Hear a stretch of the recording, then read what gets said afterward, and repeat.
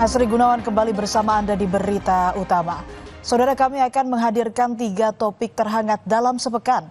Mulai dari warga Pati tolak kenaikan pajak bumi dan bangunan perdesaan dan perkotaan atau PBB P2 mencapai 250%. Ada juga topik seorang ojol perempuan tewas usai menjanjikan pekerjaan kepada rekan seprofesinya. Hingga bendera anime One Piece yang sempat dilarang berkibar jelang Hari Raya atau Hari Kemerdekaan Republik Indonesia. Kita ke topik pertama, saudara. Warga Pati, Jawa Tengah dibuat gusar dan pusing 7 keliling. Di tengah situasi ekonomi yang serba sulit, Bupati Pati, Sudewo, memutuskan menaikkan pajak bumi dan bangunan, perdesaan dan perkotaan atau PBB P2. Tak tanggung-tanggung, angka kenaikannya mencapai 250%. Kenaikan pajak ini menyulut amarah warga. Seruan bagi warga Pati untuk turun ke jalan secara besar-besaran digaungkan. Tujuannya satu, menolak kenaikan pajak 250%. Aksi unjuk rasa warga Pati menolak kenaikan pajak 250% rencananya digelar di alun-alun pada 13 Agustus 2025. Banyak donasi mengalir untuk mendukung aksi unjuk rasa warga Pati. Ini menunjukkan aksi ini serius, bukan sekadar gertak sambal belaka dari warga. Namun melihat gejolak di tengah warga ini, Bupati Sudewo bukannya gentar, saudara, melainkan balik menantang warga yang akan berdemo dan bersikukuh tetap melaksanakan aturan ini. Lakukan, jangan hanya 5.000 orang, 50.000 orang jangan suruh ngerahkan. Saya tidak akan gentar, saya tidak akan merubah keputusan. Tetap maju kalau ada pihak-pihak yang mau demo silahkan. Saya tidak akan gentar, tidak akan mundur satu arah. Yang saya lakukan adalah yang terbaik untuk pembangunan Kabupaten Pati. Ketegangan dan adu mulut antara warga dengan Satpol PP tak terhindarkan. Warga berusaha melawan dan bertahan saat Satpol PP membubarkan dan akan menyita logistik di posko donasi. Menurut Satpol PP, pembubaran ini dilakukan karena keberadaan posko donasi dinilai mengganggu ketertiban umum. Sementara warga menyebut jika posko ini didirikan sudah melalui izin dan sepengetahuan polisi. Ya, dan kita memprotes tindakan tersebut karena apa ya? Karena kita sudah memberi surat pemberitahuan aksi penggalangan donasi untuk demo 13 Agustus. Suratnya sudah kita kirim ke Pak Kapolres dan kita sudah kirim ke Pak Bupati. Kita sebagai masyarakat, ya intinya tindakan tersebut arogan lah, semena-mena. Karena ini sumbangan dari masyarakat Kabupaten Pati, itu amanah untuk kita. Tak terima barang donasi disita, massa pun menggeruduk kantor Satpol PP Pati. Di sini lagi-lagi adu mulut terjadi antar warga dan petugas. Sampai dengan sekarang dari pihak Pemda sama sekali yang membalas. Massa memaksa masuk ke kantor untuk bertemu kepala Satpol PP, namun dihalau polisi. PLT Sekda Pati kemudian menemui massa dan menjelaskan alasan pembubaran posko. Setelah negosiasi panjang, pihak Satpol PP Pati berjanji akan mengembalikan barang donasi ke posko. Sama sekali yang membalas. Beberapa hari kan kita biarkan. Ya. Harus koordinasi. Kemudian kita tertibkan. Nanti untuk acara boyongan dan selanjutnya acara HUT hari jadi Pati. Bohong. Sebentar. Saya secara pribadi sama Mas Bowo sama sini nggak ada bermusuhan loh. Saya ini menjalankan satu etika juga. Selama ini kita tuh membiarkan terus ada narasi-narasi provokatif. Kami khawatir di sini nanti gaduh. Meski keputusan menaikkan PBB hingga 250% menimbulkan gejolak di tengah masyarakat, namun Bupati Pati Sudewo sepertinya memakai peribahasa anjing menggonggong kafilah berlalu. Meski dikecam rakyatnya, Bupati enggan mengurungkan niatnya menaikkan pajak. Alasannya karena untuk memperbaiki infrastruktur daerah, lantaran pendapatan daerah hanya 14% dari APBD. Bahkan Bupati mengklaim jika kebijakan ini sudah disosialisasikan, bahkan sudah 50% warga Pati yang telah membayar PBB P2. Isi keuangan daerah Kabupaten Pati ini sangat memprihatinkan. Pendapatan daerah itu hanya sebesar 14% dari APBD. Jadi ruang fiskal kami ini sangat terbatas, sangat tidak sehat. Hanya sisa sedikit saja untuk belanja modal. Sementara beban pembangunan infrastruktur jalan di Kabupaten Pati ini sangat besar. Bapak boleh lihat secara langsung, kondisi infrastruktur jalan di Kabupaten Pati ini sangat memprihatinkan. Usai membatalkan kenaikan pajak 250%, Bupati Pati Sudewo untuk pertama kalinya mendatangi posko donasi Aliansi Masyarakat Pati Bersatu. Namun kedatangan Sudewo mendapat penolakan warga.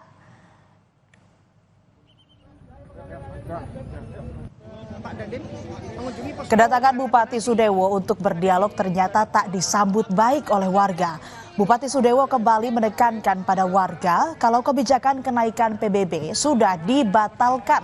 Dengan pengawalan ketat, Sudewo akhirnya meninggalkan posko. Bupati Sudewo pun menuding adanya pihak yang menunggangi aksi ini.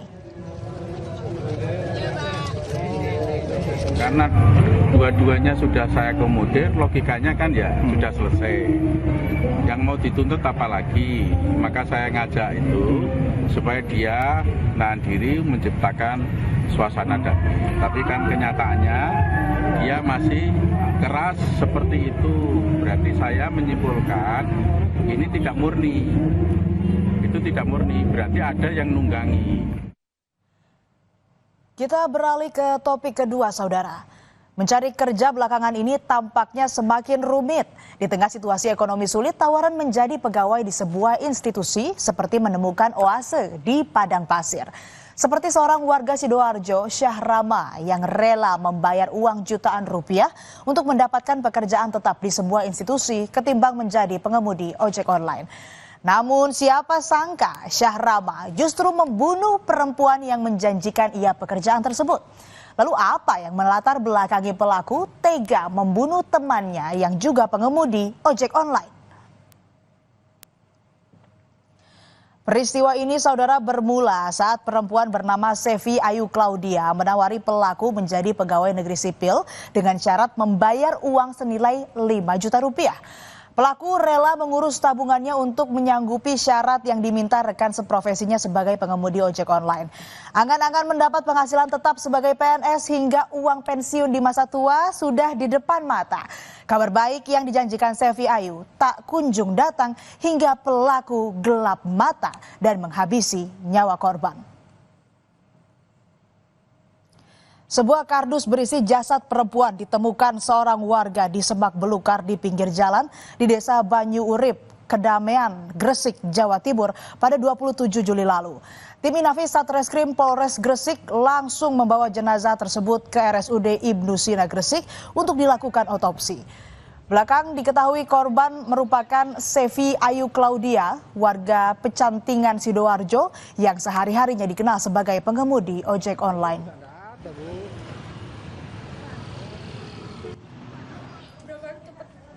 Suasana haru menyelimuti keluarga Sevi Ayu Claudia yang tinggal di Desa Sekardangan, Kecamatan Kota, Kabupaten Sidoarjo.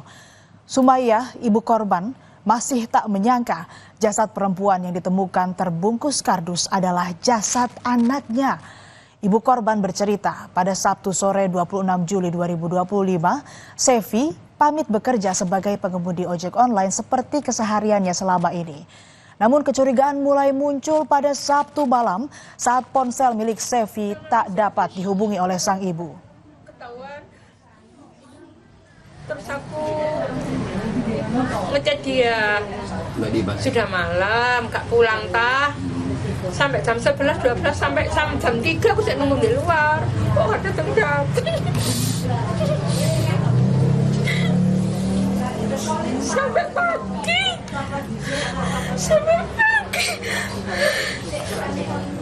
Aku terus siang itu.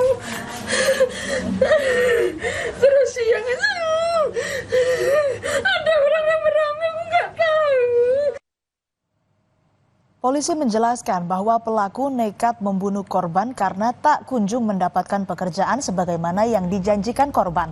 Padahal pelaku telah menyetor uang ke korban sebesar 5 juta rupiah. Pelaku pun sempat meminta uangnya dikembalikan, tapi tak kunjung diberikan oleh korban.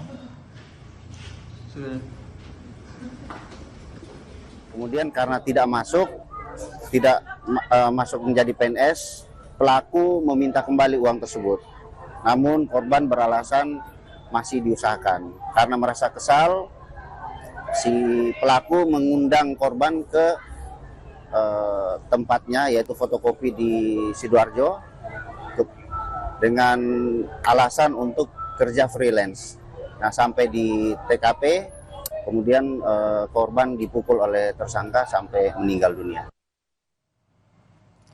Dan topik terakhir adalah polemik bendera bajak laut ala anime One Piece. 17 Agustus nanti Republik Indonesia genap berusia 80 tahun. Namun ada yang berbeda saudara jelang peringatan ulang tahun kemerdekaan kali ini. Rupanya tidak hanya bendera merah putih ataupun pernak-pernik dengan warna senada yang menghiasi di berbagai tempat. Goldie Roger atau bendera bajak laut ala anime One Piece turut muncul di berbagai daerah. Bendera hitam bergambar tengkorak dengan topi jerami yang khas turut berkibar bersama sang merah putih. Lantas apa makna dari simbol One Piece yang ada di tengah masyarakat saat ini? Fenomena bendera One Piece lahir dari keresahan yang muncul di tengah masyarakat. Kehidupan ekonomi yang kian berat salah satunya. Sulit mencari kerja, PHK di mana-mana, serta kenaikan upah yang tak signifikan jadi pemicu. Belum lagi harga kebutuhan pokok yang membengkak, serta kebijakan pajak yang mencekik membuat kehidupan masyarakat kian sulit. Padatnya job fair yang digelar jadi gambaran belum cukupnya lapangan kerja yang tersedia. Mereka harus berdesakan dan berjibaku bersaing dengan ribuan kerja lainnya. Di sisi lain, saudara, bayang-bayang pemutusan hubungan kerja atau PHK juga dialami mereka yang memiliki pekerjaan. Efisiensi perusahaan hingga kerugian yang dialami perusahaan jadi alasannya. Di beberapa daerah bendera One Piece banyak digunakan dan tentunya ada beragam alasan yang melatar belakangi. Di Pelabuhan Ketapang, Banyuwangi, bendera One Piece dipasang di truk yang mengantre saat menyeberang. Bendera One Piece dipasang sebagai bentuk rasa kecewa atas situasi yang mereka alami saat itu. Pengemudi truk protes lantaran tertahan berhari-hari di pelabuhan tanpa ada kepastian kapan bisa diberangkatkan. Mereka menuntut ada perbaikan dari pengelola pelabuhan. Menurut saya ini protes dari rakyat. Karena saya rasa sih untuk sila kelima sudah tidak ada bagi rakyat kecil. Mudah-mudahan segera diperbaikilah kayak gini. Kapal-kapal juga yang sudah tidak layak harus diperbarui. Kalau bisa ya nambah unit kapal baru supaya penyeberangan ini bisa lancar. Beragam persepsi muncul seiring hadirnya fenomena One Piece jelang peringatan kemerdekaan ke-80 tahun Republik Indonesia. Ada yang menyebut itu hanyalah sekadar ekspresi keresahan masyarakat atas situasi negeri yang sedang tidak baik-baik saja. Namun ada pula yang menilai saudara pemasangan bendera itu tidak sepantasnya dilakukan hingga kehadirannya di berbagai wilayah sepatutnya dilarang aparat keamanan. Seorang warga di Kota Tegal, Jawa Tengah diminta aparat kelurahan dan polsek setempat mencopot bendera One Piece yang dipasangnya. Bendera yang dipasang di atas bengkel berkibar di bagian bawah bendera merah putih dan bendera Palestina. Bendera tersebut kemudian diamankan petugas.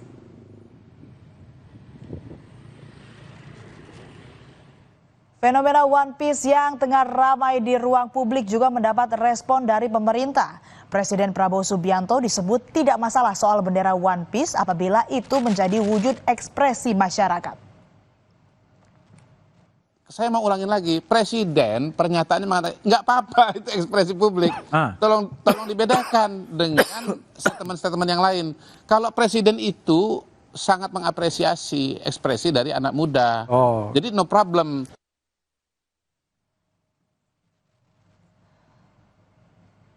Dan itulah tadi 3 topik terhangat dalam sepekan yang kami hadirkan. Simak terus topik terhangat lainnya di Berita Utama. Saudara, ricuh rekonstruksi kasus pembunuhan pegawai Badan Pusat Statistik Kabupaten Halmahera Timur. Usai jeda, kami hadirkan berita lengkapnya di Berita Utama.